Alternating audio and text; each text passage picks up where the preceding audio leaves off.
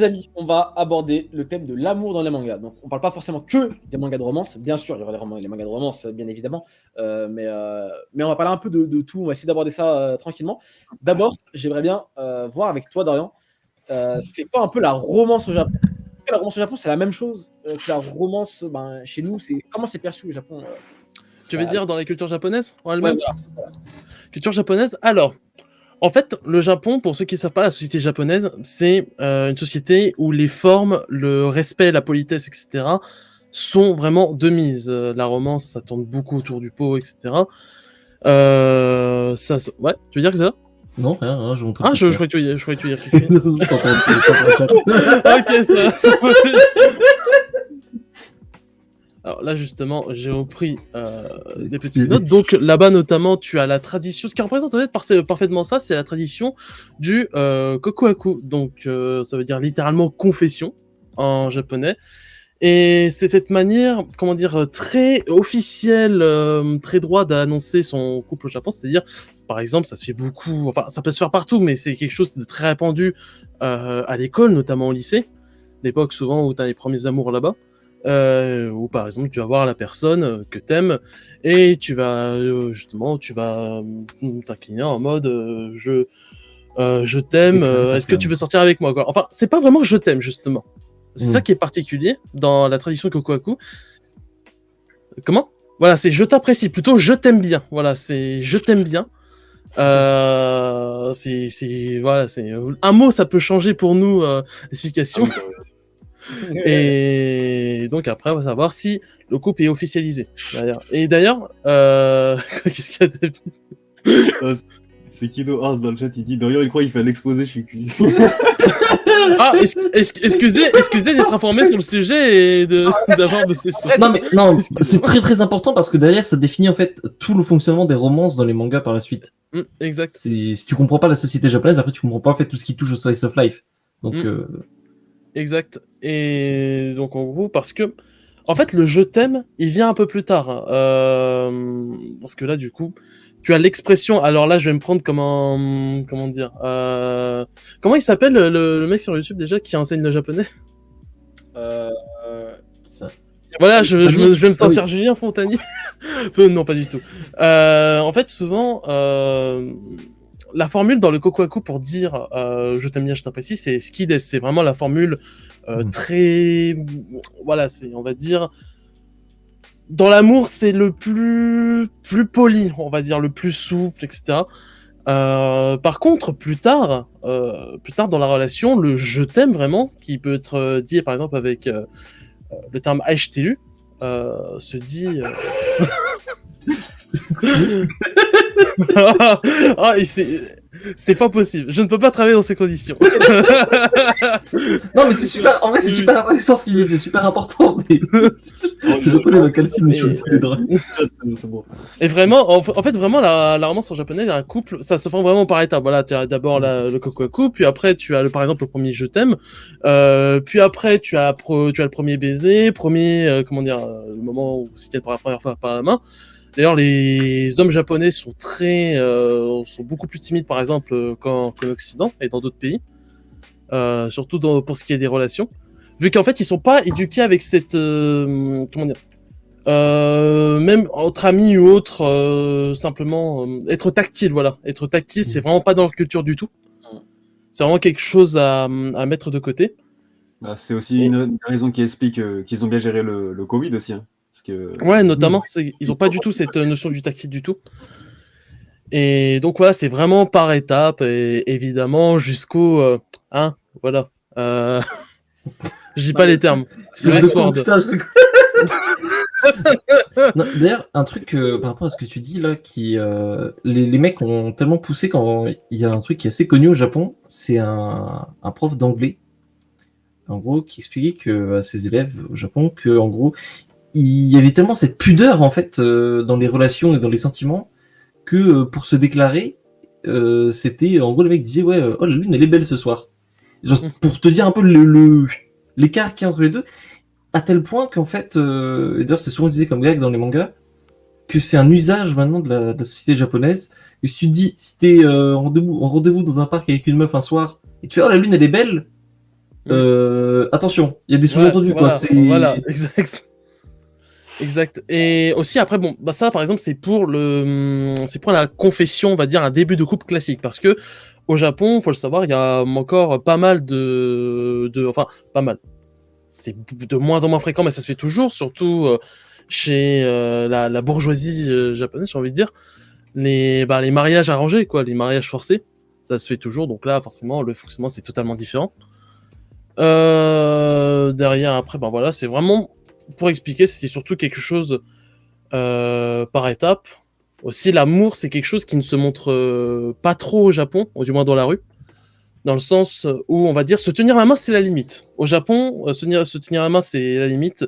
Le baiser, ça commence à devenir chaud. Le French kiss, les mecs croient que vous avez baisé en fait à tout moment. C'est pour ça d'ailleurs que on peut venir du coup, on peut faire le parallèle avec les mangas. C'est que Ouais. dans les mangas, finalement, c'est vrai que dans un slice of life, une romance, etc., dans la rue, on voit rarement là où chez nous ça pourrait se faire plus facilement. Enfin, parce que c'est dans nos mœurs entre guillemets de voir un couple s'embrasser dans la rue, c'est pas choquant entre guillemets. Au Japon et du coup dans les mangas, ça se fait beaucoup moins, tu vois. En fait, dans les mangas aussi, je sais pas, je repense par exemple. Enfin, il y a de nombreuses scènes comme ça où dès que deux se tiennent la main, ils sont un peu en mode waouh, j'ai les joues rouges, etc. Parce que c'est limite, c'est le reflet de la limite de l'acceptable de ce que tu peux montrer en amour au Japon, en gros, socialement dans la rue, etc. Et comment dire, justement dans les mangas, ce qui est marrant, donc on a introduit un peu tout ça. Enfin, il y a plein d'autres aspects, mais ça c'est pour le principal par rapport à ce qui est traité dans les mangas, c'est-à-dire adolescents, jeunes adultes. Parce qu'après, évidemment, quand on parle dans les vieux couples, il y a des trucs à dire. Mais on verra si on en parle. Et en fait, dans les mangas, ce qui est intéressant, c'est que dans la majorité, c'est assez bien retranscrit. La culture japonaise est assez bien retranscrit à ce niveau-là. C'est juste que forcément, comme c'est une fiction, c'est romancé. Mais sinon, à ce niveau-là, voilà, en gros. Il y a un réalisme quand même, et c'est d'ailleurs pour ça que c'était très juste ce que tu disais, Elias.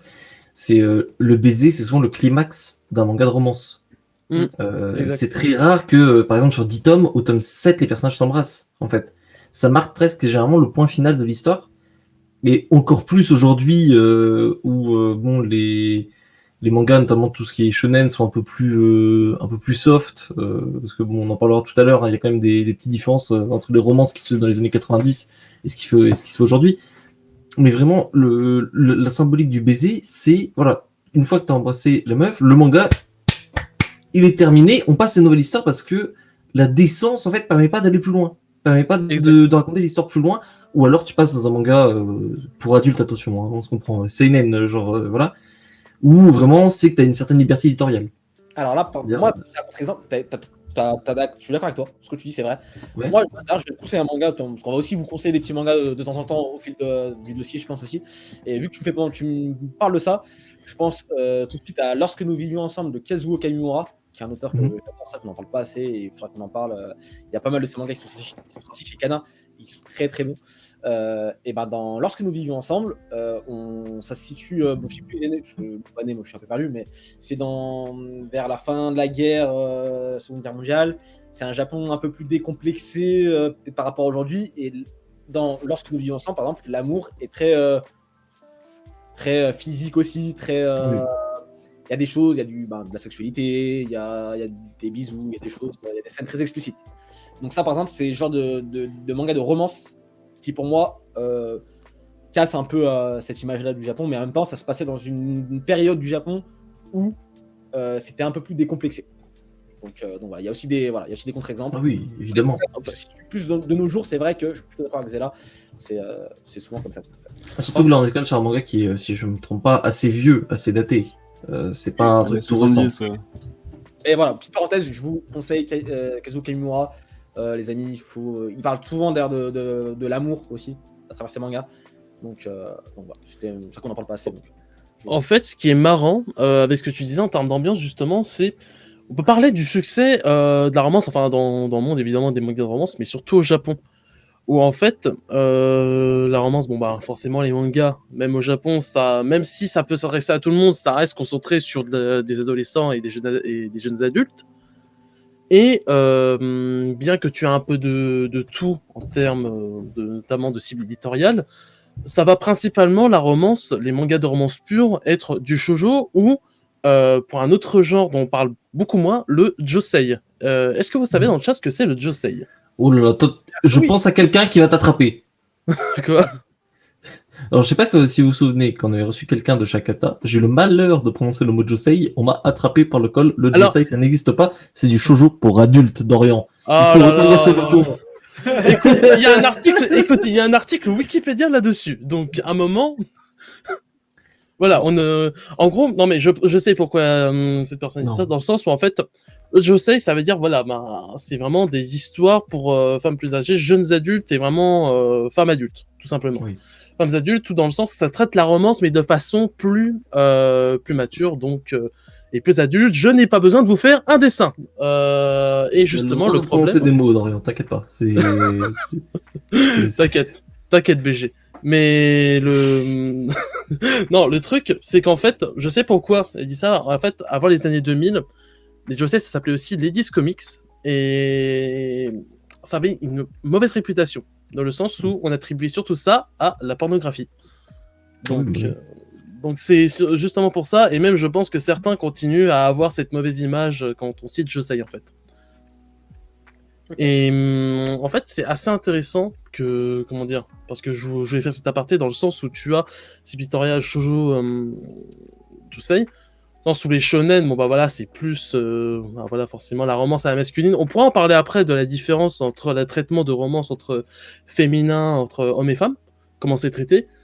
Mais comment dire, ce qui est intéressant, c'est que forcément c'est ça cible surtout les adolescents et les jeunes adultes, dans le sens où les adolescents, forcément, c'est l'époque où tu commences vraiment à t'intéresser sérieusement à ça, surtout au Japon.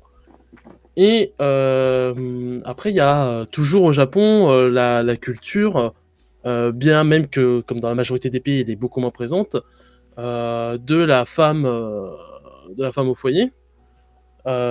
Qui peut, on va dire, se permettre un peu plus de lire notamment, par exemple, des josei, dans le sens où ça C'est peut, vrai, oui. dans le sens où ça peut un peu l'aider à faire, comment dire, à avoir un vent frais de romance dans sa vie, même si c'est que par de la fiction, etc. Dans le sens où justement, bah, on peut aborder un peu le sujet dont je parlais tout à l'heure, dans les vieux couples. Ouais. Il y a Dans très peu de- les vieux couples, ouais, enfin dans les couples mariés surtout, c'est très compliqué dans le sens où ce qui se Avec passe, des enfants surtout. ouais, ce qui se passe souvent, c'est que malheureusement, c'est qu'il y a souvent la tradition de il faut te marier, il faut te machin, il faut te truc. Si je dois reprendre une œuvre, bon, ça m'y a fait penser comme ça dans Spy X Family. Certes, c'est dans un contexte tout autre, mais dans Spy X Family, t'as cette notion de la culture japonaise où justement, bah par exemple, on dit comment dire, Yor, si je me trompe pas. Marie-toi, vite. Comment On la pousse au mariage. Ouais, Les voilà. leçons, On dit un peu les gens qui se marient pas, c'est bizarre un peu. Les gens qui sont pas mariés, qui sont célibataires, surtout les femmes, c'est bizarre c'est un peu. louche carrément. Alors ça par Voilà. contre, c'est pas seulement l'aspect japonais, c'est aussi que à l'époque, vu que Space Family, ça se passe dans un contexte de guerre froide concrètement. C'est ça. À l'époque, une femme de la trentaine seule, on se disait bon, qu'est-ce que tu fous? C'est quoi ton truc? C'est louche en fait. Et de manière déjà, un homme célibataire était bien plus facilement soupçonné d'être un espion dans les Ouais. codes de chasse à l'espion qu'un mec avec une famille. C'est d'ailleurs pour ça que derrière Lloyd construit de toutes pièces une famille. C'est pour passer le plus clean possible. Exact. Et du coup, dans les vieux couples, ce qui peut se passer, enfin, comme j'ai dit, surtout dans les couples mariés, ce qui peut arriver souvent dans la trentaine, c'est que cette tradition-là, certaines femmes même, en fait, surtout c'est un con. On va revenir encore, au sexe, mais c'est que le truc dans les vieux couples, c'est que soit ils ont pas envie, soit ils ont pas le temps de le faire pour plusieurs raisons. Pour la femme, c'est souvent que ça peut être ennuyeux, donc du coup, c'est voilà, stop. Pour le mari, c'est très souvent la raison majoritaire que vous connaissez sûrement, c'est les mecs qui bossent jusqu'à pas tard, ils arrivent chez eux, ils sont en mode je suis mort, j'ai envie de rien faire et de dormir. Donc du coup, c'est ce qu'ils font et puis voilà, ça instaure comment dire une vie très monotone dans le couple. Mais ça, Au ça final. c'est dû aussi au fait, bah, dans l'éducation de base, vu que c'est très tabou et qu'on n'en parle pas Ouais. forcément et que tu sais pas vraiment comment. Je pense que les hommes, comme les femmes d'ailleurs, ne savent pas forcément comment agir au bout de plusieurs années. Et surtout que quand une femme a des enfants au Japon, dans beaucoup de pays d'ailleurs aussi, mais au Japon, ça devient plus une mère qu'une femme, tu vois. C'est ça. Ce que j'allais Il dire. n'y a pas ce double chapeau comme en Occident où, au contraire même, c'est important que la mère reste femme et que la femme reste mère. Mais et ça d'ailleurs, ça se voit au Japon parce que il y a un phénomène. Je suis pas spécialiste de sociologie du Japon, hein, donc attention à prendre un peu avec des pincettes. Il y a beaucoup de mères qui dorment avec leurs enfants en bas âge. Et c'est-à-dire qu'en fait, il y a un moment, et d'ailleurs ça se voit assez souvent. On le voyait bien dans comment ça s'appelle Flying to the Moon, là, le truc, l'anime récent là où ils sont mariés. J'ai oublié le nom. Tonikawa, il y a tout un truc où ils font chambre à part, où ils font lit à part et tout, et où personne ne se dit vous êtes mariés. Enfin, c'est bizarre un peu, pourquoi vous dormez pas dans le même lit. Et vraiment, là-bas, ça n'est pas étrange, presque qu'ils aient chacun leur chambre. Et un autre truc par rapport à la sexualité, ce que tu dis, et qui explique en fait le problème derrière, la création des love hotels, c'est que le Japon, c'est un pays où tu as de petits appartements qui sont très collés les uns aux autres. Ceux qui ont déjà eu des voisins en couple voient aux gens venir. Imaginez au Japon. C'est très collé et surtout la construction des bâtiments. En fait, je crois que mal isolé et je crois que la raison c'est comment on en parlait en début d'émission. Je crois que c'est justement pour respecter les normes par rapport justement au tremblement de terre. Tu peux pas faire des bâtiments extrêmement isolés malheureusement. Je crois que c'est ça par rapport à tout ça. Donc faut vivre avec. Et le Votel, et oui aussi dans un aspect un peu plus sombre. Vu que tu parlais des love hotels, la tromperie, c'est un sport national là-bas. C'est triste à dire, mais c'est comme ça, vu que ça mène souvent à ça. Justement, comment dire, après, on est en couple et marié pour la forme, justement. Comme on disait, c'est très important dans la société japonaise. Et derrière, après, tu as l'envie, les fantasmes qui naissent, et justement, qui naissent derrière à la tromperie. Que ce soit des deux côtés, hein, femmes et hommes, c'est un sport national là-bas. C'est d'ailleurs le mangaka Tsuya Tsuya qui le traite énormément. Bon, chez lui, on sent que ça relève plus du centre d'intérêt qu'autre chose. Hein. Dans ces mangas où les personnages principaux sont toujours des femmes genre de la trentaine, quarantaine mariées qui trompent plus ou moins leur mari. Et en fait, tu te rends compte qu'il y a un vrai putain de souci parce que systématiquement, et ça c'est un truc que tu as dans énormément d'œuvres, t'as des maris qui sont absents.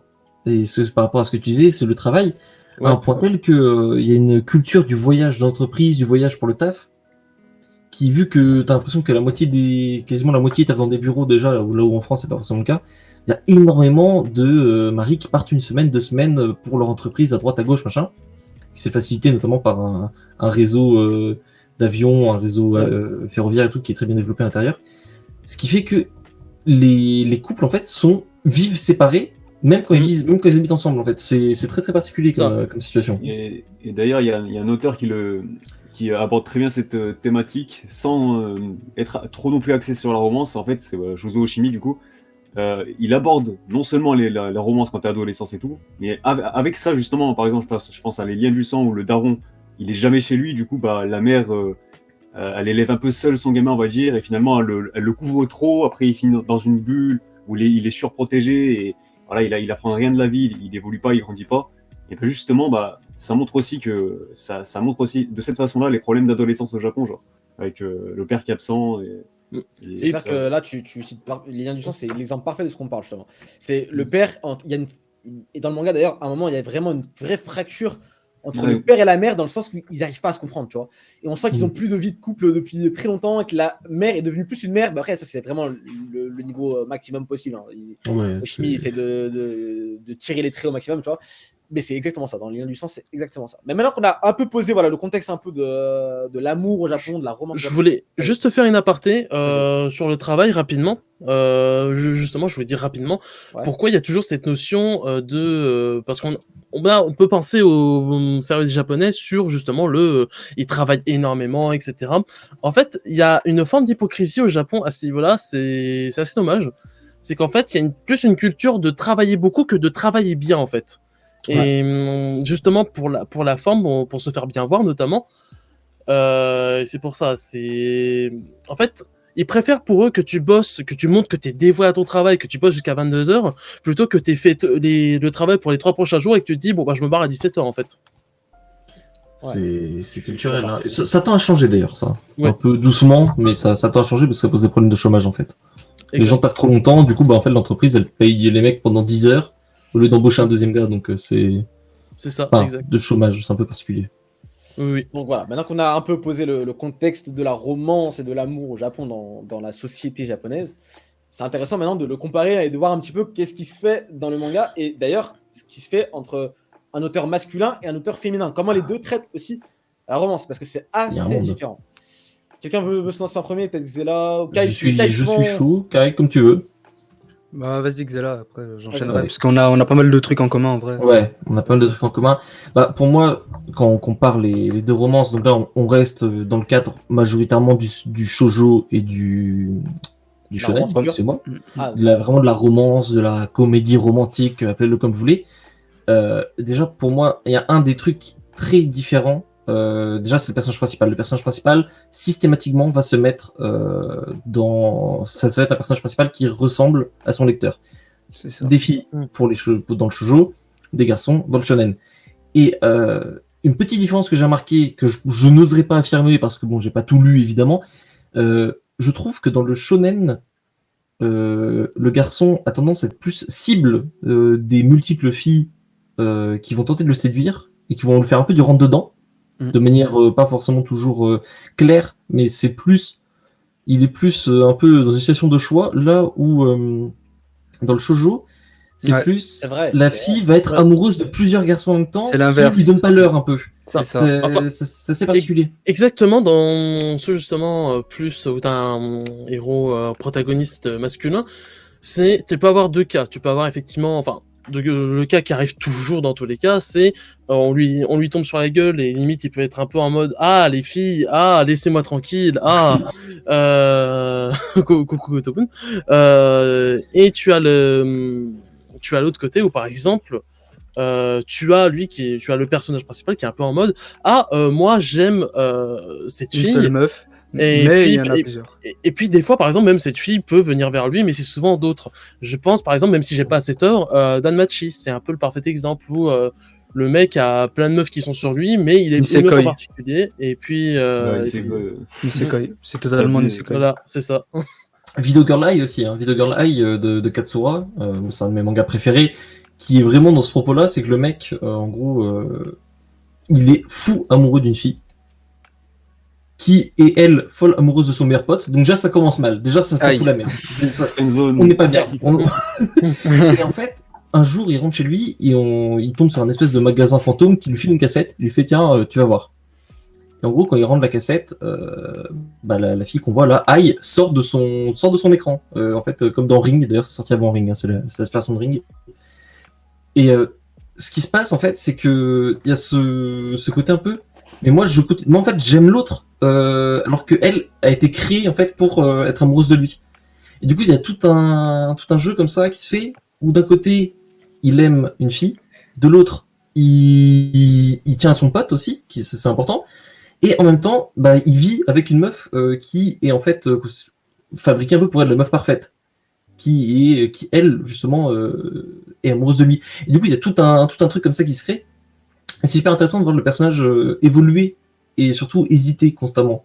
Là, est-ce que il y a une idée de fidélité au sentiment qui est très présente dans les mangas où le mec va, même si il est évidemment amoureux d'une autre fille, un peu se voiler la face parce que non, j'ai dit ça, celle que j'aime, un peu, c'est un samouraï de l'amour le mec. Et là, non, je n'aimerais qu'une femme de ma vie. Et bon, généralement ça tourne mal. Mais très très bon manga. Hein. J'ai un truc qui rejoint à peu près l'histoire que tu viens de proposer. C'est un animé qui est sorti récemment, ça s'appelle Oresuki, et ça joue pas mal avec justement toute cette question de triangle amoureux, etc. Et par exemple, le protagoniste, il aimait une meuf qui elle au début de l'histoire on s'en doute pas. Mais va y avoir un certain running gag où genre la meuf va justement l'inviter à se poser sur un banc et lui tu vois t'as t'as tout le cheminement pour te faire croire qu'en gros elle va se dévoiler à lui et tout ça, mais en fait non, en fait elle lui dit juste bah en fait je suis amoureux de ton meilleur ami, est-ce que tu peux m'arranger le coup? Et du coup en fait le truc c'est que ce personnage principal il a une double personnalité en fait. Face aux autres il montre quelqu'un de super sympa et tout ça, mais en vrai il est c'est un connard, c'est vraiment il se croit vraiment pour le personnage principal alors que c'est pas lui du tout, et ça prend vachement le contre-pied de ça, et en fait le truc c'est que ça tourne vite en dérision étant donné que va y avoir plusieurs meufs qui vont jouer sur une gag justement, qui vont l'emmener à se poser sur le banc et lui dire ouais tu peux m'arranger le coup avec ton meilleur ami. Et en fait, ça devient un traumatisme pour lui, sauf que il y a une meuf qui est bibliothécaire, qui est justement, elle, amoureuse de lui, qui le stalk carrément. Et en fait, elle est pas spécialement belle, mais en fait, on se découvre que elle connaît sa double identité, et qu'elle aussi, elle a une double identité, et que c'est de là que ça va partir. Et c'est super intéressant, en fait, de voir qu'il se joue de pas mal de codes par rapport aux romances, et c'est super intéressant à suivre. Là où je rejoins aussi, pour aussi autant parler tout de suite, c'est par rapport au... un auteur masculin va très souvent chercher aussi à créer la femme parfaite, la fille parfaite, la copine parfaite aussi, quitte à ce que ce soit pas forcément un humain. Des fois, attention, le Video Girl Eye, par exemple, tu citais, Chobits, je pense aussi. Chobits. C'est pas des humains, c'est pas une humaine, tu vois. Et ça aussi, il y a une tendance aussi vers les hommes d'essayer de créer un personnage un peu féminin parfait. Là où peut-être que chez les femmes, c'est peut-être un peu moins le cas. Chobits, c'est Clamp, par contre. Clamp, Oui, c'est qui? C'est vrai, ça. Ouais, c'est vrai. Mais oui, c'est une idée un espèce d'idéal qu'on projette. Et d'ailleurs, j'irais un peu plus loin. Attends. Juste, je parlais pas. Pour les femmes, c'est plus de créer un mec parfait que l'inverse. C'est ça. Et cet idéal, souvent, surtout aujourd'hui, c'est un idéal qui va être en fait divisé. Aujourd'hui, les personnages ont des archétypes très forts. Il y a la tsundere, la machin, on les connaît par cœur. Et vraiment, pour moi, le meilleur exemple récent, c'est Gotobun, qui le fait très très bien. Chacune des 5 filles est une sorte de perfection incarnée pour un type de mec, en fait. Ça va vraiment dire, tiens, toi, t'es lecteur A, t'aimes quoi comme style de meuf? Tu vas là. Toi, tu vas là. Toi, tu vas là. Toi, tu vas là. Et ça permet de dispatcher, en fait, le truc et de toucher un public qui est énorme. Parce que si vous prenez un manga de rom-com où vraiment on n'a que 2 personnages, et ça existe, il y en a de très bons d'ailleurs, si le lecteur masculin ou le lecteur féminin n'attache pas au personnage du sexe opposé, l'intérêt il descend immédiatement. Et du coup, il n'y a plus du tout ce côté. Et pareil, le fait que quand tu as plusieurs filles, le personnage principal soit un peu tiraillé, pour que ça marche, il faut que justement ces plusieurs filles puissent tenir à peu près sur un pied d'égalité. S'il y en a une qui, c'est souvent ça un peu dans les mauvaises rom-com, t'en as une qui atomise tout le monde en termes de développement, en termes de tout, et ça perd énormément de son intérêt, parce que tu sais que tous les autres au final sont que des figurantes, et ça loupe un peu. Souvent. Ce que je voulais aborder aussi, c'est marrant, parce que sur les archétypes, ce qui est marrant, c'est que justement j'avais fait un tweet dans la semaine parce que je me posais une question. Pour les protagonistes, où je me disais justement c'est bizarre parce que on peut dire par exemple voilà t'as les personnages, t'as les meufs tsundere, yandere, enfin tous les dérés, bref, même si comme on peut savoir les dérés ça peut aussi s'appliquer aux mecs vu que c'est juste déré, je crois que ça veut dire personnalité, le petit déré à la fin, mais en fait c'est dans la théorie et dans les faits ça reste toujours les meufs, douce, quoi. Je crois déré c'est genre c'est tsundere, c'est genre un peu d'où sa mère, il y a la kudere où elle est un peu endormie, en même temps elle est gentille. Enfin, oui, là, je parlais vraiment c'est genre gentil, un truc comme ça. Oui, je parlais vraiment du déré à la fin qui signifie la personnalité. Le déré, parce que t'en as une, c'est le déré, qui est juste genre, elle est trop cool, elle est gentille. Genre c'est Yotsuba dans Gotobun, par exemple, qui est déré. C'est ça. Et par exemple, je disais, pour les mecs, en fait, il n'y a pas vraiment de terme. Moi, d'appellation, ouais, mais moi j'ai l'impression que ça s'applique également pour les mecs, en fait. Tu peux totalement appeler un personnage masculin une tsundere. Enfin, c'est pas. Enfin, il y en a qui ont littéralement tous les prérequis pour être justement de personnalités qui sont par exemple tsundere, yandere, etc. Mais que c'est juste pas la romance d'ailleurs, la tsundere. T'as parfois dans des relations amicales entre deux personnages, t'en as qui sont Kaiba, c'est une turbo tsundere. Cette Kaiba Exactement. c'est la plus grande tsundere de l'histoire. Hein. Mais par exemple, ce qui peut souvent arriver, c'est plutôt ce que j'ai remarqué, c'est assez marrant, c'est qu'à la fois ils sont simples justement parce qu'ils partagent souvent les mêmes attraits, mais à la fois ils sont complexes parce que ils sont ultra diversifiés, tandis que par exemple, justement les mêmes filles par exemple qui pourraient là ou les filles qui pourraient justement être intéressées par lui ou inversement. Dans le même manga peuvent être vraiment des ultra gros clichés très souvent. Ça peut souvent arriver. Alors que le mec, ce sera vraiment un peu plus complexe. Il y aura un peu plus un truc. Tu as, les trois qui peuvent ressortir le plus. C'est, en fait, c'est le garçon impopulaire, le garçon populaire et le bad boy. C'est les trois. Dans le sens où le bad boy, par exemple, t'as pas besoin d'être impopulaire ou populaire. C'est juste quelqu'un qui représente d'une façon ou d'une autre défie l'autorité et puis voilà. Surtout ça. T'as souvent aussi dans ce genre de truc, t'as le mec un peu plus efféminé, le mec un peu plus baraqué, un peu plus costaud. T'as toujours aussi. des petits clichés aussi qui. Il y a récemment encore. Mais ça, c'est plus on voit bien dans des Skate, petits par exemple. Hein. Dans le Skate, alors moi j'aime beaucoup, mais c'est un méga bichonen. Soyons honnêtes. Pour le coup, il n'y a pas de romance encore pour l'instant, en tout cas. Non, il n'y a pas de romance. Il n'y a pas de romance dans aucun sens, pour l'instant, du moins. Mais il y a vraiment. Ça coche toutes les cases, tu peux prendre n'importe quel personnage. Tu disais le bad boy, la Kudere, c'est le Canadien avec ses cheveux blonds, c'est lui. T'as le mec un peu efféminé, t'en as un qui est plus baraqué, un peu jovial, t'en as un, c'est une espèce de clown. Enfin, t'as vraiment toutes les cases, et pourtant ça n'empêche pas les personnages d'être bien développés derrière, d'être intéressants, d'avoir de la personnalité. C'est pas parce que c'est pas parce qu'un personnage est archétypal que derrière il est creux. C'est attention. Totalement. Mais en fait, surtout, ce qui est intéressant des archétypes, c'est que voilà, comme je disais, en fait, c'est que c'est qu'une base, au final. C'est que c'est qu'une base. Et par exemple, pour un protagoniste dans une œuvre de romance, par exemple, typée shonen, encore une fois, on va citer Kotomoon parce que c'est le plus populaire dans ce genre-là actuellement. Non, c'est le seul que vous avez lu, les amis, c'est tout. Il y en a plein. Lovina. Oui, mais c'est le plus populaire. Negima, le personnage principal. Negima faisait du Gotobun avant Gotobun. Mais Lovina, c'est l'ancêtre, c'est copié-collé, c'est juste copié-collé. Lovina, Toulovru, moi qui est un manga que j'adore aussi, donc il y en a plein en vrai. Kotobun n'a rien inventé, hein, franchement. Oui, non, mais je dis pas que c'est inventé, je dis que c'est le plus populaire. Il le fait bien, il le fait très bien. En fait, c'est que par exemple, le gars, ça reste une base parce que d'habitude, ça peut souvent être la personne impopulaire qui par exemple se fait bully derrière, alors que on voit que dans Gotobun par exemple Futalo est impopulaire parce que il a un caractère de merde en fait et que les gens lui chient sur la gueule et que lui à la fois il dit rien mais en même temps si on le fait trop chier tu sens qu'il va être en mode tu arrêtes de me casser les couilles en fait je vais te défoncer.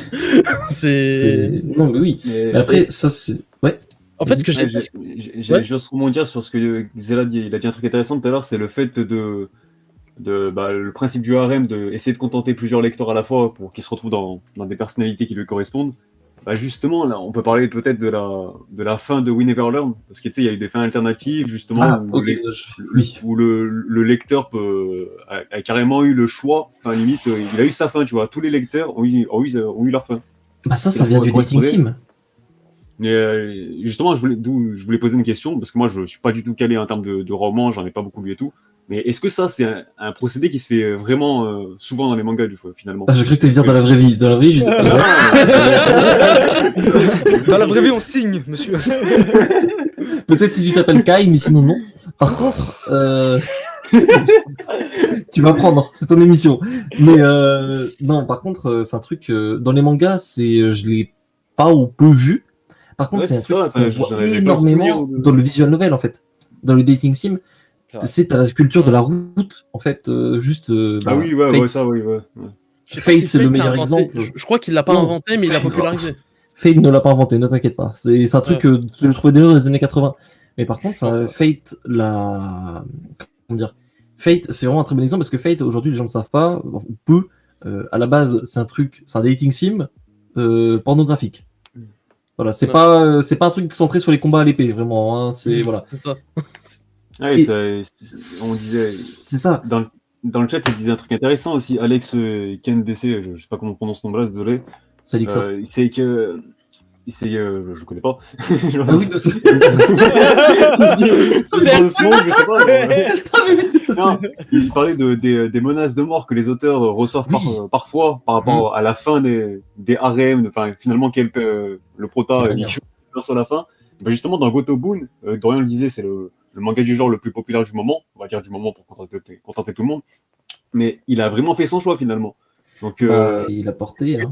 il n'y a pas eu vraiment de répercussions, alors que il y a la culture de la waifu quand même dans, Bah, dans Gotobun. par exemple, là, pour Gotopun, rebondir parce que sur- c'est annoncé depuis le début. Je pour pense. rebondir sur ça, en Ouais. vrai, Ouais, mais on il y ne a- le sait pas non plus, tu vois.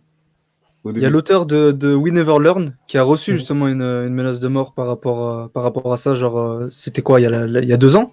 Un truc comme ça. C'était carrément sur Twitter et genre, c'est Là, parti ça me dit un en- truc.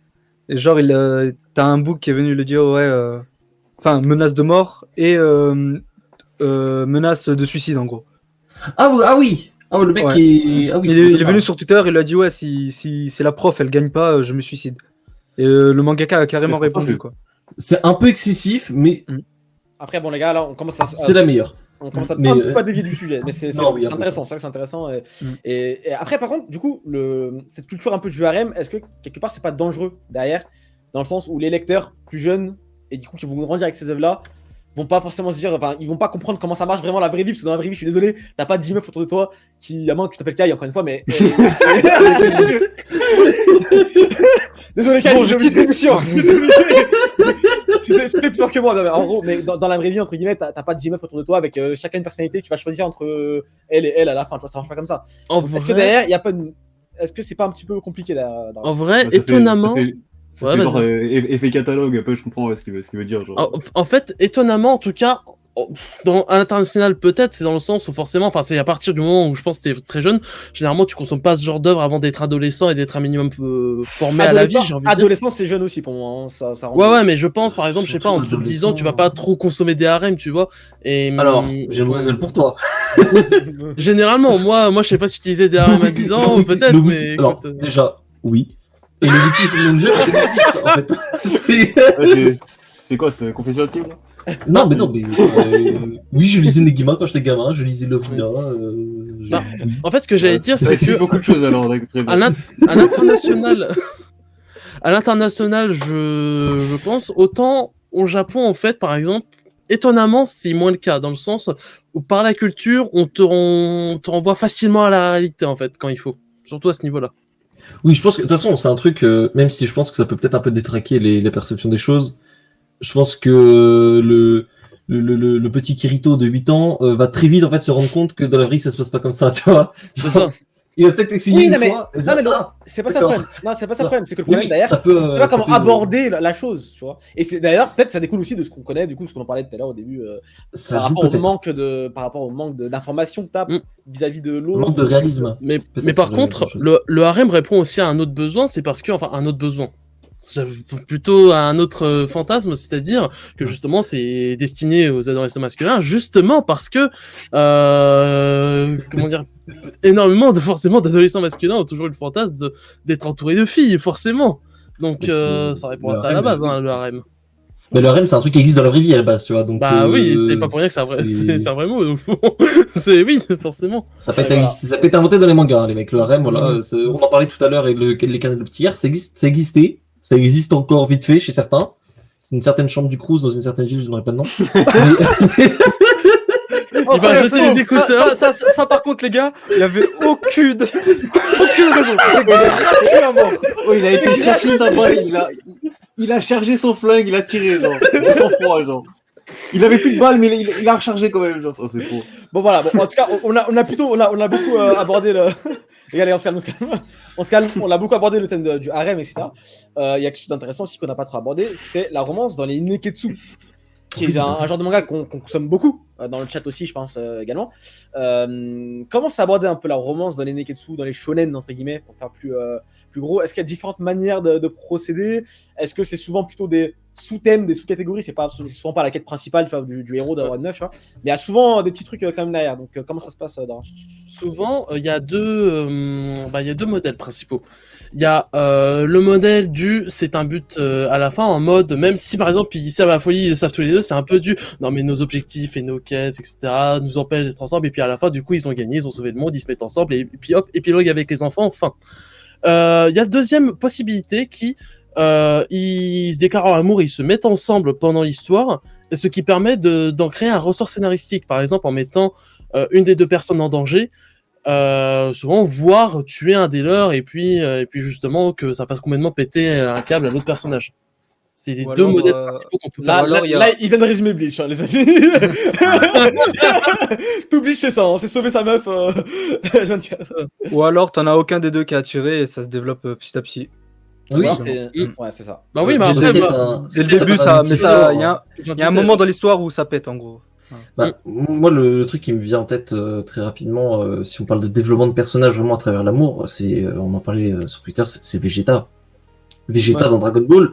Pourtant, je pense qu'on est tous d'accord pour dire que la romance joue un rôle plus que mineur dans Dragon Ball. Et encore, ça dépend. Par exemple, Pas Autre si exemple. mineur que ça, pas si mineur que ça. quand même. Bulma Yamcha. Bulma Yamcha, c'est... Le retour de Bulma. Oh, son nom, c'est Bulma. Alors, en japonais, ça s'écrit Bulma. Ça vient de bloomer, donc c'est un mot anglais. Ça se dit Ouais. Bulma. Si vous dites Bulma, excusez-moi, désolé, vous vous trompez. C'est Bulma, tout. Bulma. Ensuite, donc, Ouais. tu dis Goku. Est-ce que tu dis Goku, Elias? Continue, vas-y. Bulma, vas-y. Bulma. Donc, Bullman, dans le chat, ça dit. mais c'est son nom. Non, ça va, vas-y. Non, continue. Tu vas y arriver. Next.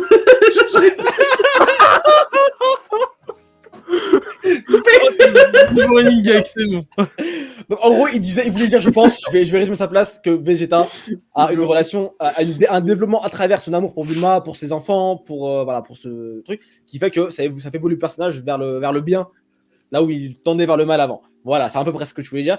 Et ça- Surtout, ça sert de justification facile, en fait. Exactement, Il tombe amoureux, donc il a une raison de devenir gentil. C'est ça. Mm. Si t'as pas ça, Et aussi, on part péter le coup de ton micro si tu Il y a rigoles. Le rire maléfique de la régie. Ouais. Là, vous savez pas, mais il y a un numéro qui est mort.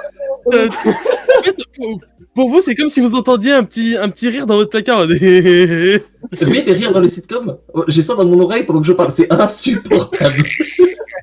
Ah, mais en gros, il y a ça, ce qui est très. Le problème, c'est que dans le Boku no Neketsu, c'est aussi très mal géré la romance. Oui. Je pense à Naruto, je suis désolé, mais pour moi, c'était pas le point fort de Naruto. Les personnages féminins en général, mais bon, c'est un autre sujet. Dans Bleach, Oui, et d'ailleurs, les conclusions sont un peu faciles. Hein. Genre, c'est en mode lui, il a fini avec elle. Enfin, et Bleach, c'est oui. pareil. C'est exactement pareil. On te développe pas le truc pendant tout le manga. ouais, c'est ça. C'est dommage en vrai. Lui, il finit avec lui parce qu'il fallait qu'il finisse avec quelqu'un.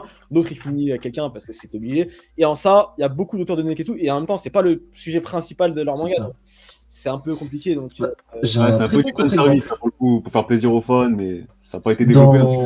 Dans la quête de Dai, justement, que vous pouvez retrouver tous les samedis matins sur ADN et Crunchyroll, c'est en fait la romance est développée du premier tome au dernier, entre plusieurs personnages. Il y a un beau petit catalogue, et c'est utilisé d'une manière super intelligente, dans le sens que tout se fait lentement, de manière assez naturelle, et vraiment ça pousse en fait à des événements. C'est-à-dire, c'est pas juste une petite trame de fond comme ça qu'on remarque pas. Il y a de la remise en question qui ressort de ça, des actions de certains personnages et tout, qui vraiment, alors que c'est un sujet mineur relativement dans le manga, tu l'enlèves, le manga s'effondre complètement. Et ça, je trouve, vraiment, c'est super bien géré. Et, vous aurez l'occasion de le voir sous peu. Mais vraiment, pour moi, c'est, je pense même peut-être de ceux que j'ai lus, en tout cas, c'est celui qui le gère le mieux, de très loin. ouais, en shonen un peu Neketsu, dans un autre style, c'est pas du combat, mais il y a Bakuman par exemple, auquel je pense directement. Bakuman, où il y a une relation amoureuse assez forte de A à Z, du début du manga jusqu'à la fin. Et même C'est tout- limite leur but, hein, en vrai. c'est même ça. En fait, Le même but, c'est même pas de devenir mangaka, c'est devenir le meilleur mangaka et elle, la meilleure seiyuu, pour réaliser leur rêve. Après, ils se rencontrent à ce moment-là, genre, quand ils sont au sommet du game ensemble. La carrière, c'est une excuse presque. Ouais, c'est ça. Si quand il arrive et qu'il lui fait « Viens, on se marie », elle fait « Ok, on va à la mairie », il n'y a pas de Bakuman. Voilà. Le manga est terminé presque. C'est impressionnant. Et là encore, Bakuman, c'est une romance. Mais c'est pas du tout une romance. Enfin, c'est une romance, c'est pas une romance en même temps. c'est ça, c'est super bizarre. C'est un manga sport et en même temps c'est une romance. Alors qu'il dessine. C'est trop bizarre. Il y a une autre œuvre, on avait parlé récemment, j'en ai parlé un peu pendant un des lives, je crois que c'était justement le live SNK de lundi dernier, on en live tous les lundis pour l'épisode SNK, pour faire la review, où j'avais justement parlé de la façon de Isayama de traiter la romance dans son œuvre, parce que en fait, faut savoir que Isayama, il dit qu'il n'est pas trop fan de romance et qu'il veut pas trop en inclure, justement, c'est pas son truc d'en inclure c'est pas son but d'en mettre dans SNK, mais forcément, c'est quelque chose d'humain et quelque chose de puissant, hein, que ce soit humainement et aussi scénaristiquement, forcément. Donc du coup, il est obligé d'en mettre quelques pincées par-ci par-là, et comme disait Xéa la dernière fois, il y avait un truc assez intéressant, c'est que c'est en fait assez naturel et réaliste, d'une certaine façon, comment c'est traité. Et c'est ça qui est assez intéressant. Moi, c'est ce que j'aime beaucoup. Je sais pas ce que vous en pensez dans le chat et dans le. Je pense que vous avez pu le voir même dans l'épisode d'aujourd'hui même dans SNK, il y a aussi un peu de ça, tu vois. Ouais. Donc dans SNK, c'est vrai que c'est très bien, c'est très vrai, tu vois, c'est pas forcé, c'est très naturel. C'est un peu maladroit, etc. Parce que justement, c'est des gens qui sont un peu maladroits aussi dans ce qu'ils disent, dans ce qu'ils font, etc. Et c'est cet aspect vraiment humain et naturel qui est vraiment que je trouve extra. C'est vrai. Donc voilà. Est-ce que dans le shonen vous avez quelque chose à rajouter peut-être par rapport à un peu les romances dans le Neketsu un peu qu'on a Vraiment, ça reste dans le shonen Neketsu ou si on s'aventure peut-être Il y a plus Fairy Tail où ça a quand même une certaine importance pour le développement des Fairy Tail, on l'a mise à l'envers en vrai. Vas-y, dis pro. Attends, explique. Est-ce que je reviens sur les. Allez, il y en a combien de romances dans Fairy Tail? Il y en a 6 principales, il y en a qu'une qui est résolue. Il n'a pas compris le manga. Suivant. Voilà, allez, hors de ma vue. Erza Jelal, ça n'arrivera jamais. Allez, hors de ma vue. Voilà. Ça arrive dans le dernier tome. Alors, ça, du coup, non. Ça, par contre, c'est un autre sujet qu'on voulait vite fait aborder aussi. C'est la romance vue dans l'œil du lecteur. C'est-à-dire les chips, entre guillemets, voilà, ce que les gens appellent les chips, etc. Ça, c'est souvent des choses que les fans aiment voir, percevoir dans IQ, par exemple. Ça arrive souvent, on en parlait l'autre jour. Voilà, c'est des choses qui, pour le coup, on peut en parler, c'est pas le sujet principal du dossier, hein, clairement. Mais les auteurs en jouent. Les auteurs en jouent. On parlait de Fairy Tail. Ils en jouent et. Mashima, regardez son Twitter. Le mec joue avec ses lecteurs à un point, genre c'est. Fais-leur leur truc par pitié, ils vont se suicider à la fin, c'est terrible. Mais je pense qu'il y a une vraie importance derrière, d'un point de vue de la popularité de l'œuvre. De pouvoir comme ça, un peu, ça rejoint la guerre des waifus, comment ça s'appelle, Evangélion, c'est Evangélion, excusez-moi, c'est bon, le chat commence déjà à s'exciter. Mais après, il y a Evangélion, ça fait quoi, 30-35 ans que c'est sorti le truc, ça continue. Les mecs se foutent toujours sur la gueule sur les forums, c'est assez impressionnant quand même. Il y a des mangas qui se cassent la gueule aussi, hein, avec ce procédé de à tout prix vouloir faire une romance pour développer une relation de personnage. Voilà, Nanatsu no Taizai, je suis désolé, les personnages ils ont tous le même développement, ils ont tous le même couple, c'est trop, c'est n'importe quoi. Au bout d'un moment, genre, faire une romance pour faire une romance aussi, ça sert à rien, genre, c'est inutile. Moi, il y a une œuvre vraiment qui m'insupporte en termes des ships faits, c'est My Hero Academia, justement. Ils aiment trop faire des ships de partout, de machin, des persos, ils vont pas du tout ensemble, et ils font ouais, mais en fait, c'est parce qu'ils vont pas du tout ensemble qu'ils vont ensemble. Non, mais ça, c'est Horikoshi qui le fait. Hein. Horikoshi joue énormément. Genre, déjà, je peux te sortir 3-4 trucs qui sont. Quand tu vois Mirko avec Shigaraki, je suis désolé, tu vas pas me dire que. Ah non, d'accord, oui, non, mais ça va. Les gars, c'est une parenthèse. Alors, on va pas débattre pour 3 heures sur ça, s'il vous plaît, c'est nul. Arrêtez de faire des chips au Chaco Kachan, arrêtez. Non, ça par contre, oui, eux, c'est des criminels. Voilà, si je parle de ce genre de choses. Ah, les gars, c'était une parenthèse, on fait la parenthèse, voilà. C'est bon. Mais je sens que là, les âmes commencent à se calmer un peu. Donc on va se calmer, les gars. On va peut-être aussi parler de l'amour dans entre guillemets les seinen. J'aime pas catégoriser les mangas, moi je suis vraiment pas de là-dessus, mon catégoriser les mangas. J'ai vu dans le chat, quand on parlait dans Berserk par exemple, dans Berserk, c'est vrai que le thème de l'amour est un thème prépondérant, même central à Berserk, alors que c'est pas une romance Berserk. C'est ça le truc, Otakult. C'est pas une romance, mais l'amour par contre, c'est un gros point central du manga et dans le développement de beaucoup de persos. Et ça peut être de l'amour fraternel, de l'amour pour une femme, enfin voilà, c'est pas que de l'amour au sens propre, on va dire. Et finalement, ça développe tellement bien les personnages que ça les brise aussi parfois. Genre, en fait, il y a des vraies raisons derrière qui font que ça brise des personnages. Il y a tout le manga qui tourne dessus finalement. Et quand on parle de Berserk, bah, les gens finalement, ça ressort pas souvent, tu vois, ce côté romancé en tout cas de Berserk, parce que oui, c'est de la dark fantasy, c'est un univers sale, dégueulasse, de malade mental. Mais c'est très important, ouais, comme tu le dis. C'est clair. Et pour le coup, moi, si je devais choisir une de mes romances préférées, bah, genre, en termes de relations, je parle entre deux persos, bah, celle de Guts et Casca, je la trouve super intéressante. Genre. Et j'ai envie que ça finisse bien pour eux, tu vois. Genre. Je vis pour ça aussi, c'est aussi pour ça que je lis Berserk. Genre. Alors que c'est pas. Tu dis à un mec, ouais, amour et Berserk à côté, tu vois. Et pourtant, il y en a, ils vont rigoler, et pourtant, c'est super important dans Berserk. Non, mais c'était important pour nous aussi en faisant un dossier sur l'amour dans les mangas, de pas parler que de romance. Tu vois, c'est de montrer que l'amour, c'est pas que dans les romances. Et Bakuman, c'est pas une romance, et Berserk, c'est pas une romance de base. Et pourtant, il y a un gros pan. Je suis d'accord avec Dr Nonozaki dans le chat qui dit amour et haine, Berserk, la frontière des deux. Bah oui, entre l'amour et la haine, il n'y a qu'un pas. Et dans Berserk, c'est totalement ça. Genre, t'as vraiment un lien très très très très fin avec ça. Genre.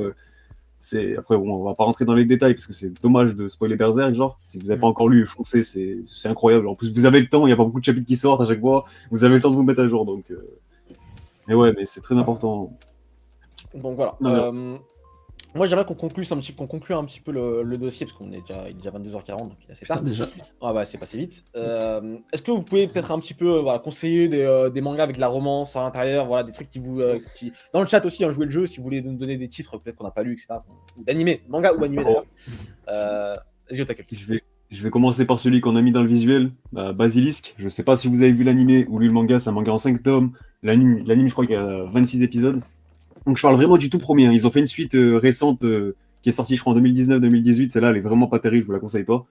Mais en gros, on a perdu Xela, excuse-moi. Petite parenthèse pour dire qu'on a perdu Xela. Bon, il va revenir. Je pense. Donc en gros, c'est le Roméo et Juliette du manga. C'est l'amour impossible. Voilà, tu suis l'histoire d'un mec qui est dans un clan ninja et une meuf qui est dans le clan rival. Genre, ils ont signé les deux clans, les clans rivaux, ils ont signé un pacte de non-agression, mais ce pacte, il va être violé, voilà, il va être transgressé, et ça va partir en guerre totale. Et donc c'est à la fois un manga d'action, de ninja, de samouraï, bref, c'est dans un Japon contemplatif, j'ai envie de dire, c'est très beau, c'est très romancé, très poétique, mais en même temps, ça a l'une des plus belles fins que j'ai vues, c'est touchant, vraiment, c'est un des mangas qui m'a le plus ému, et anime d'ailleurs, je recommande plutôt l'anime, parce qu'il y a vraiment une gestion. Au niveau de la bande-son, il y a comme je l'ai dit, c'est très poétique, il y a une OST qui revient souvent. Et en plus, c'est très sous-coté, hein, je vois personne qui en parle, que ce soit sur les réseaux ou pas. Foncez, Basilic, c'est incroyable, vraiment. Je note. D'ailleurs, ça m'intéresse. Les épisodes. C'est un peu le Roméo et Juliette. Je peux enchaîner ou pas, puisque j'ai un Roméo et Juliette aussi, bis, mais c'est un peu moins sérieux que ce que Otakult a proposé, mais ça reste le manga, l'animé et le manga s'appelle Roméo vs Juliette, et c'est le même principe. Ça reprend justement tout simplement la pièce de théâtre qu'on connaît tous, et justement en fait ça se passe dans une école et c'est deux personnes qui sont dans deux clans différents, et c'est une romance vachement intéressante étant donné que leur clan, justement, c'est un peu pas furieux, mais leurs clans se battent tous les jours à l'école, tous les fucking jours, et c'est super intéressant de les voir justement cacher leur romance aux deux protagonistes, alors que justement quelques secondes, il suffit qu'ils s'effleurent ou qu'ils se croisent dans une journée pour qu'il y ait déclenchement de bagarre, et c'est vachement axé humour, et c'est très très intéressant, c'est très très sympa à suivre. Ok. Xela, t'as peut-être quelques titres si tu veux. Enchaîne. T'en as pas mal. Enchaîne vite fait quelques titres comme ça. C'est comme ça. Clannad, qui est juste un de mes top 3 animés de tous les temps, c'est trop bien. Sakurasu no Pet no Kanojo, qui est génial, où on suit la petite vie dans un foyer pour étudiants et tout ce qui tourne autour. Toradora aussi, ça c'est des classiques, mais moi il y en a un qui m'a particulièrement touché, c'est Welcome to the NHK, qui n'est pas forcément une romance réellement, où en gros on suit la vie en fait d'un NEET. Il doit avoir 25 ans, quelque chose comme ça. Le mec sort plus de chez lui, il a pas de taf, il ment à ses parents en disant qu'il fait des études. C'est la merde. Le mec est au fond du trou, hein, vraiment. Toi, quoi. Et c'est moi. Et en fait, ce gars-là, en fait, sombre complètement, notamment à cause de la misère affective, outre la misère sociale et la misère juste économique. Et un jour, il y a une meuf qui va lui tendre la main, qui va dire moi, je vais t'aider. Et la première réaction du gars est géniale. Déjà, il est ultra méchant. Il fait bon, t'es qui toi? Pourquoi tu viens me parler? Ça fait genre 3 ans qu'il parle à personne, quoi. Et en fait, il y a tout un truc comme ça qui se découle où en fait, tu vois un peu les ravages de cette misère sociale sur cet individu. Il est complètement paranoïaque. Il entend des voix. Les gens qui essaient de l'aider, il s'autodétruit constamment. Et j'ai trouvé ça très touchant. C'est vraiment bien. C'est bien mis en scène. C'est pas excessif. En même temps, ça l'est. Donc c'est très juste en fait. Donc voilà, moi je vous invite à regarder Welcome to NHK. C'est disponible nulle part, je crois. Par contre, il y a les DVD qui coûtent 10 balles si vous voulez. Mais voilà, sinon je vous fais confiance. Hein. Oh, ça a l'air plutôt cool, donc c'est génial. Bien, je l'ai pas vu, donc c'est un peu vieux, c'est l'année 2000. Ouais, ok, d'accord. Moi, je vais conseiller quelques titres rapidement. J'ai déjà parlé de Kazuo Kamimura, donc Lorsque nous vivions ensemble, L'apprenti geisha, pas mal de choses comme ça. Les Shuzoshimi, bien sûr, qui traitent pas mal ce thème-là, dont Akunohana, qui traite pas mal l'amour à l'adolescence. Il y a aussi Dans l'intimité de Marie, etc.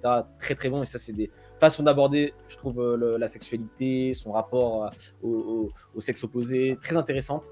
Il y a Bonnie Ponkun aussi de Inu Asano qui fait ça très très bien, de manière très originale. Rumiko Takahashi, bien sûr, Ranma 1,5, Maison Mikoku, qui est peut-être une de mes romances préférées ever. Voilà.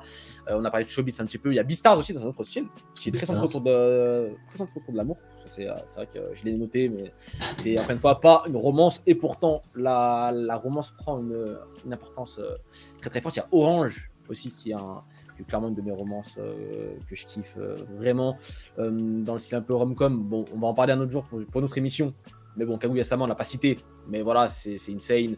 Valeur sûre qui est très bon. Lovina, moi j'aime beaucoup To Love Ru aussi dans un autre style, mais ça c'est plus rom-com, harem, etc.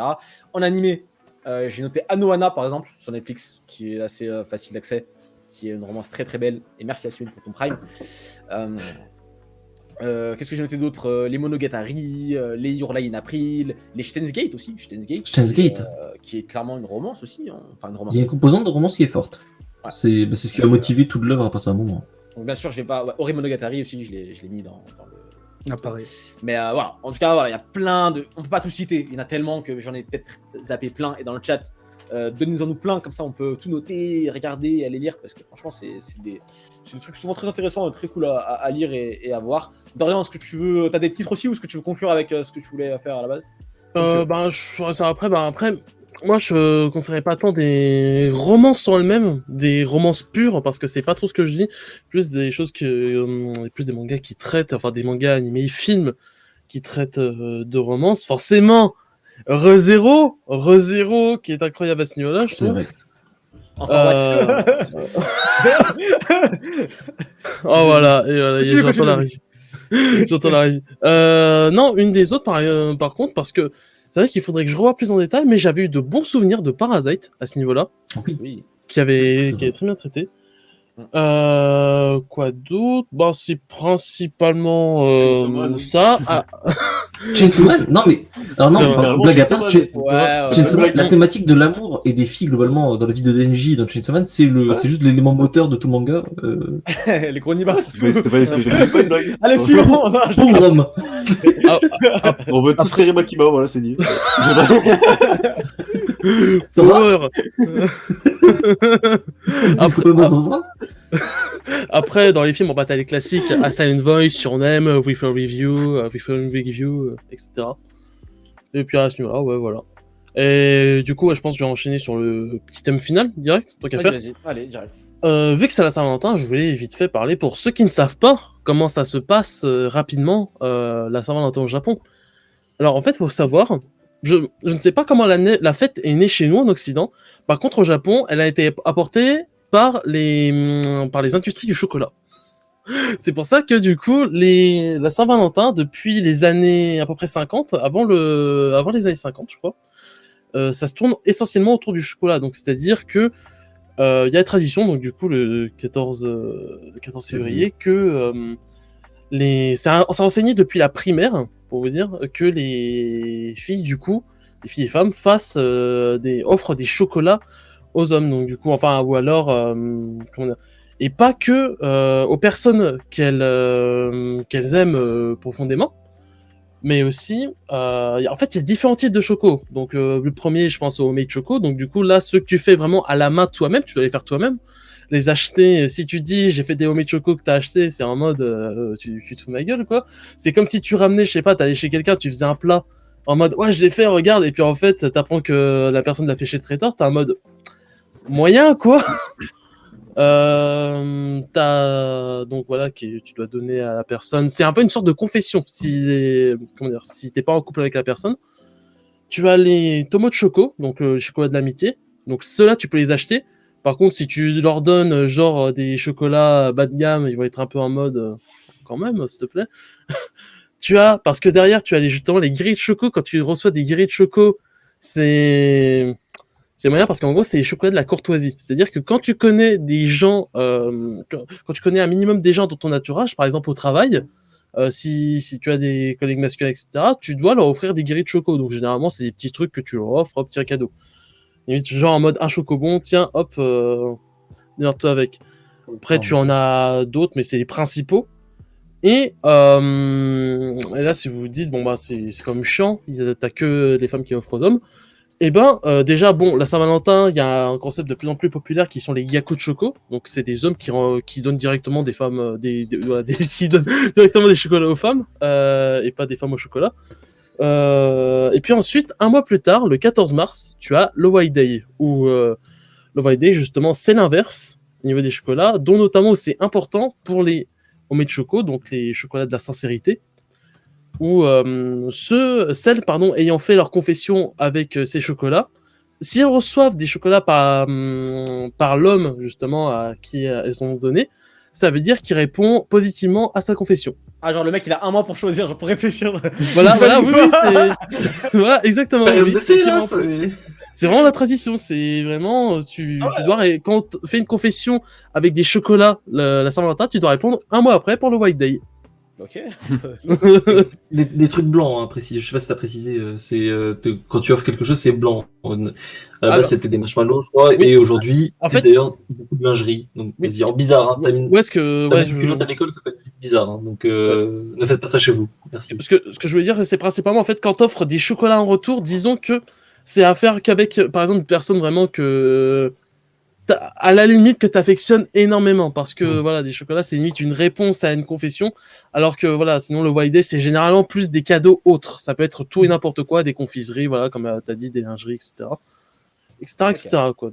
Donc, voilà, bah, vous savez comment se passe la Saint-Valentin au Japon, chose que vous ne vivez même pas en France, donc c'est ça qu'on en parlait. La culture. Nous ne sommes jamais assez culturés. Petite pense au Kai japonais qui doit calculer un sacré budget actuellement pour son aider, force à lui. Voilà. Je te voyais déconcentré, je dis bon, il faut t'en mettre une. Allez les amis, on conclut le dossier romance dans les mangas sur ça, c'était très intéressant, franchement, j'ai passé un bon moment.